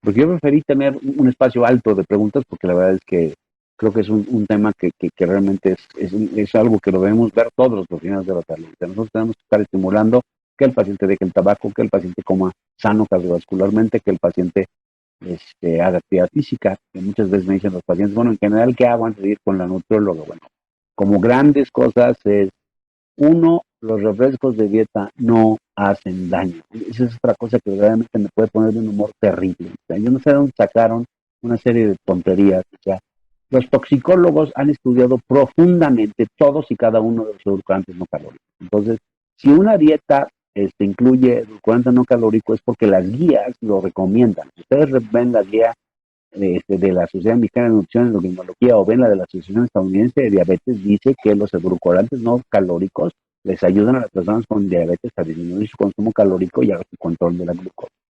Entonces, ¿por qué se estudian profundamente los refrescos de dieta y todas las cosas que tienen edulcorantes calóricos? Porque tienen acceso universal. O sea, si yo estoy hablando de un medicamento, el medicamento teóricamente no debe estar al alcance de los niños por definición.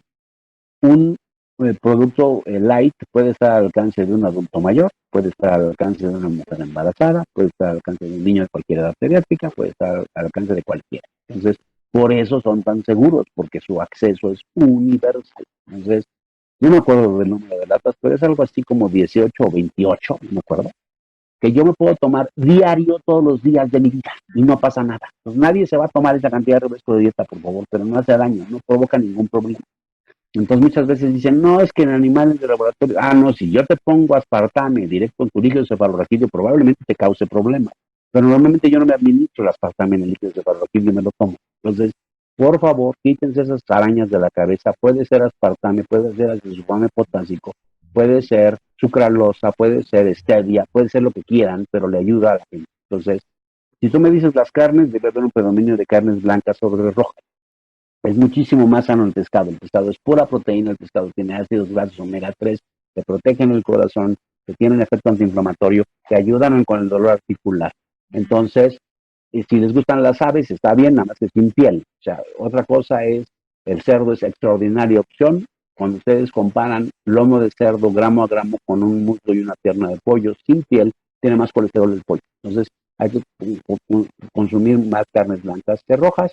Hay que consumir los lácteos, si les gustan, deben ser de los lácteos que tiran sueritos, es decir, queso tipo cottage, tipo canasta, tipo panela, tipo Oaxaca, ¿no? Ahora, si de repente tienen ganas de una rebanada de brillar, no pasa nada, pero digo, en general deben ser más bien de estos tipos de quesos que tiran suerito. Sí se valen las cosas que están bajas en calorías, depende de la naturaleza del producto. Si es un producto lácteo, yogur, crema, queso, lo que hacen es descremarlo parcialmente o totalmente. Si es un producto dulce, pues lo que hacen es quitar el azúcar normal y poner un edulcorante no calórico, que hay una gran variedad. Y en México es un país mucho de refresco, entonces yo les digo, lo que tienen que hacer es acostumbrarse a su paladar, porque lo dicen, doctor, es que el refresco de dieta sabe feo, no sabe feo, es muy dulce. O sea, el glucosante no calórico es muchísimo más dulce que el azúcar.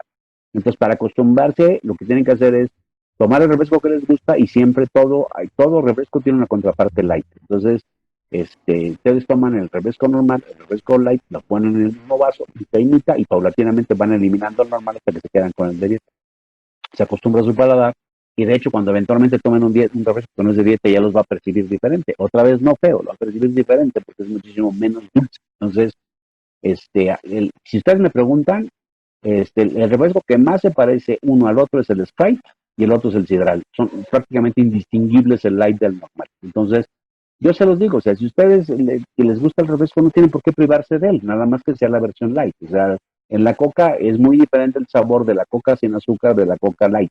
Se refiere o se debe a la combinación de acetylcoame potásico con aspartame. El acetylcoame potásico tiene lo que se llama técnicamente un dejo, es decir, el sabor que se queda en mi boca después de que degluto. Eso también se llama resabio. Bueno, el resabio o el dejo del acetylcoame potásico es metálico. A mucha gente no le agrada. Entonces yo les digo, pues tómense la que les gustan, pero que sea light.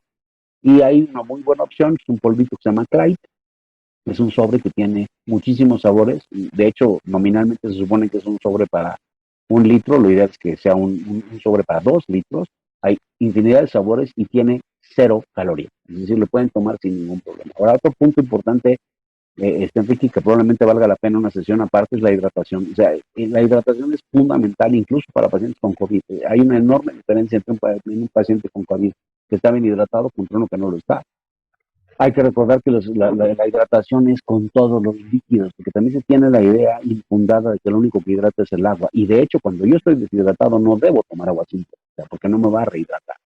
Esto es importante porque a veces insistimos que los sujetos estén tomando agua simple y no les queremos dar otra cosa, y no, incluso podemos contribuir a que se diluya su sodio. O sea, cuando uno toma agua simple, atraviesa el estómago, llega al intestino, se va a absorber paulatinamente desde el intestino hacia la sangre. Eventualmente la sangre va a ser filtrada por el riñón va a filtrar el agua y lo va a tirar. O sea, no, literalmente no me rehidrata. Si yo tomo una solución de rehidratación oral, que típicamente tiene cierta concentración de hidratos de carbono y cierta concentración de sodio, un típico suero tiene 30 milequivalentes de sodio por litro.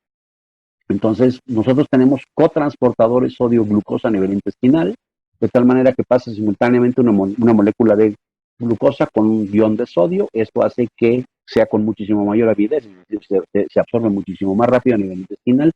Eventualmente pasa a la sangre, se va a filtrar, pero el riñón no tira ni glucosa ni sodio. Entonces, en el túbulo contornado proximal va a recuperar todas las moléculas de glucosa, en el túbulo contornado distal va a recuperar todos los iones de sodio y eso sí me va a rehidratar, porque al momento que yo recupero glucosa y sodio, arrastro moléculas de agua por un fenómeno osmótico y eso sí me rehidrata. Entonces es súper importante. Cuando un paciente está deshidratado, ni siquiera necesita 30 miliquivalentes de sodio, necesita por lo menos 45, Enrique. Entonces sí es importante que tiene que ser ahí sí Pedialite, y sí digo la marca porque es la única que hay con esa concentración, y tiene que tomarlo a pequeños tragos a cada rato, porque luego quieren agarrar y empinarse el Pedialite y luego les va a provocar problemas de náusea, ¿no? La hidratación son pequeños volúmenes a cada rato. Entonces sí es importante porque créanme que es un mundo. De hecho, cuando se estudia, y este tema lo vi en un Congreso Nacional de Medicina Interna, un paciente deshidratado tiene mucho más obesidad y le cuesta muchísimo más trabajo bajar de peso. Entonces es fundamental para el tema que revisamos hoy que el sujeto tiene que estar bien hidratado. Muy bien, Arturo. Pues te llegan felicitaciones desde Ecuador, por allá nos vieron. Y bueno, hay varias preguntas aquí. Una que dice que cuánto es lo recomendable para la pérdida de peso y en qué tiempo. Y la otra es qué tipo de ejercicio y cuánto recomiendas en pacientes con resistencia a la insulina. Y la última dice que qué es mejor, el agua mineral o tomar un refresco light.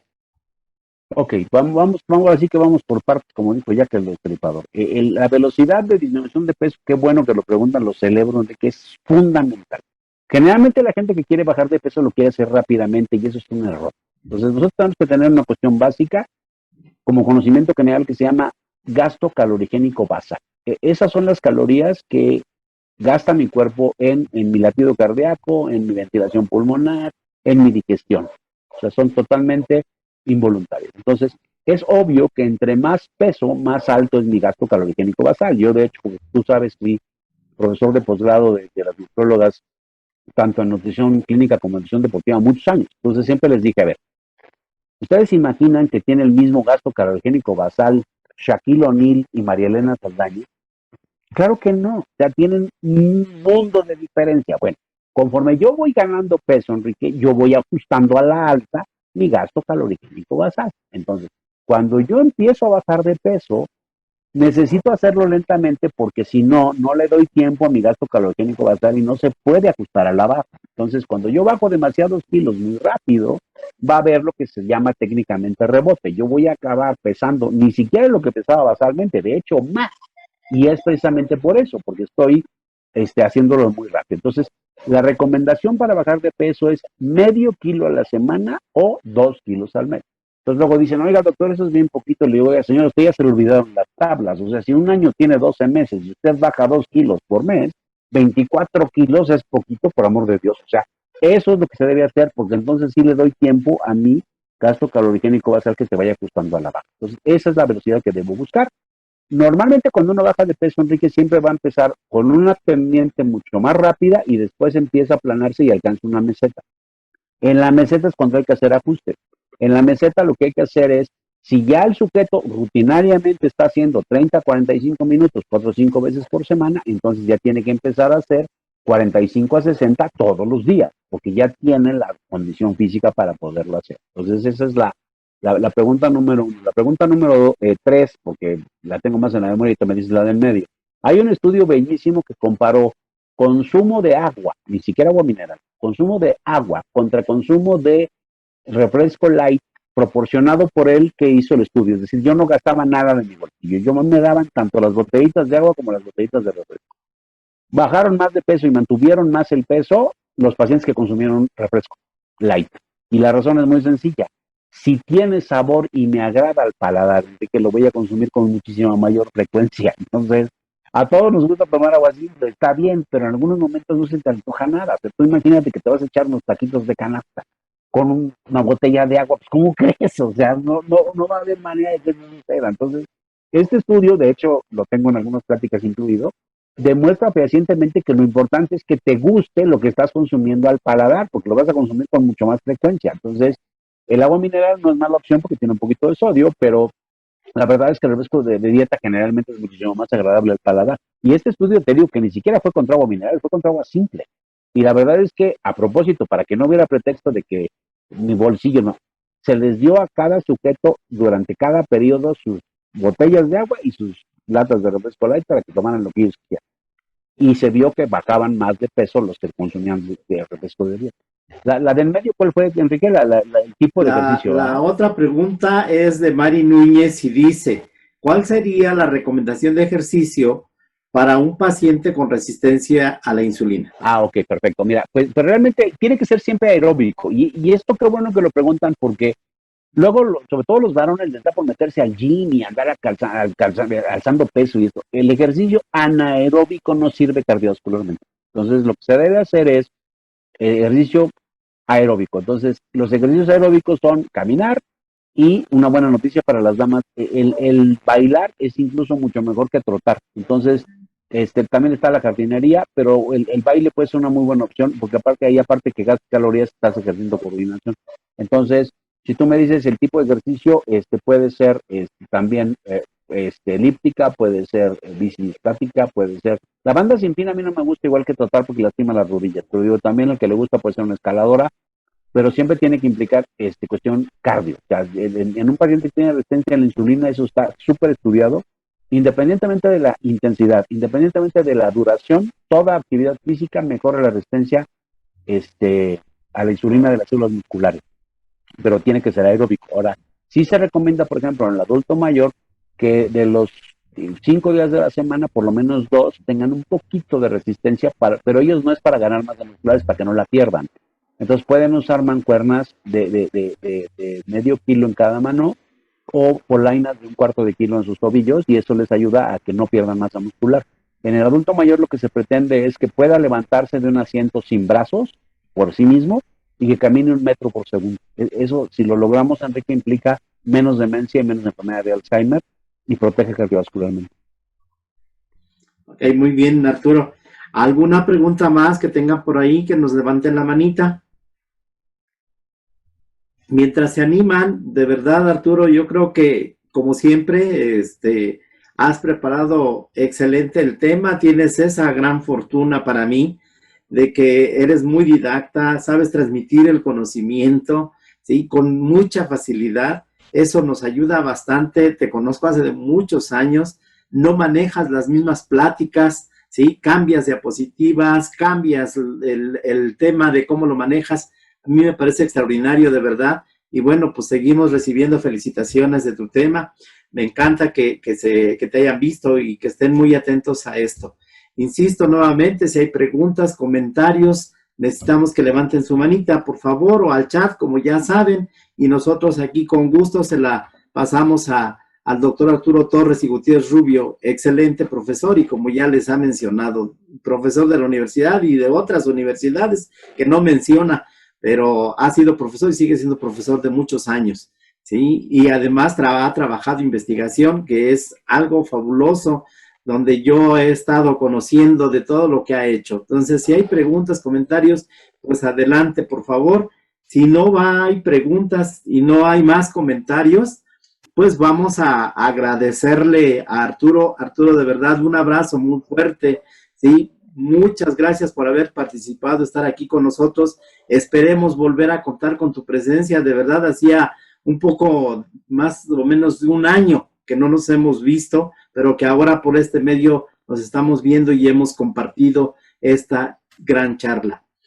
Arturo. Pues mira, yo soy muy agradecido. La verdad es que yo siempre que tengo la oportunidad de poder compartir las cosas con los colegas es importante. Y este tipo de temas que aparte son tan fáciles, créeme que realmente todos los profesionales de la salud, médicos, enfermeras, nutriólogos, etcétera, debemos estar conscientes del problema del aumento de peso y de que su manejo no es una gran ciencia, que el manejo es facilitarle las cosas al sujeto, de comentarle qué le gusta, qué no le gusta, cuál es su presupuesto. Hay veces que los bolsillos pues dan para algunas cosas y no dan para otras, Enrique, y es importante. O sea, así como cuando tenemos pacientes que tienen institución y que dependen de su cuadro básico para los medicamentos, pues para un plan de actividad física y para un plan de alimentación, pues también tengo que ver cómo está su cuestión de tiempo, cómo es su día, cómo son sus horarios, cuáles son sus gustos, porque yo puedo darte una dieta escrita y generalmente eso es un error. Yo tengo que estar comentando contigo porque yo necesito tener un input muy continuo tuyo de muchas cosas que estamos platicando.